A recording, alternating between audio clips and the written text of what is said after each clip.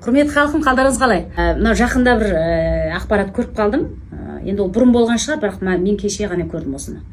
Мынау танымалы кино жұлдызы, актриса Анджелина Джоли, ауызы үлкен.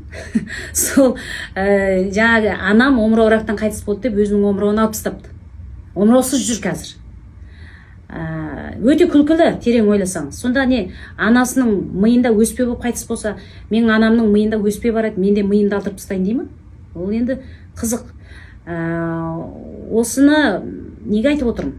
Біздің қоғамда осы омырау жайлы үлкен енді қыз-келіншектер, қаншама балалар жетім қалып жатыр, осыны ойланыңыздаршы.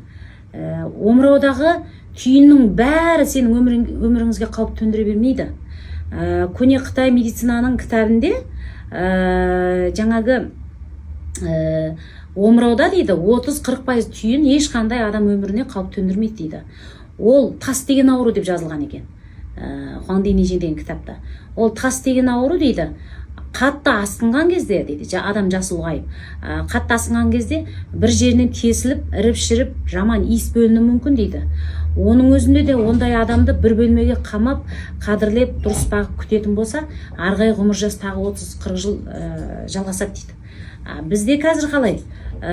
Келсін кемесін, омырауымызда миллиметр, сантиметр түйінді тегін скринингтен тауып аламыз ба, жоқ өзіміз қолдан тауып аламыз ба, сонымен жаңа қорқынышты ақпаратты естіп, диагноз айыртып, содан кейін емге жүгініп, сол түйіннен құтылайын деп қаншама қауіп-қатерге барып жатырмыз. Оның арты неге апарады, оны білесіздер. Ол ақпаратты естігеннің өзінде өмір тозаққа айланады. Үйдің берекесі кетіп, өмір емес, ол үрей қорқыныштың өзі ауруды асқындырады. Сосын назарын қайда бар, сол жер асқынады ауру, дене зақымы.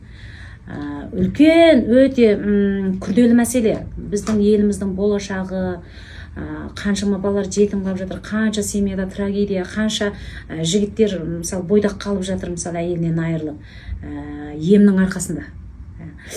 Сондықтан бұны анық-қанығын білу үшін шынымен де өмірге қауіпті ма, арты неге апарады, осы жайлы бір үлкен эфир жүргізейін деп отырмын. Келсін келмесін омырауларыңызды алып тастай бермеңіздер, қауіп қатерлі емге жүгіне бермеңіздер.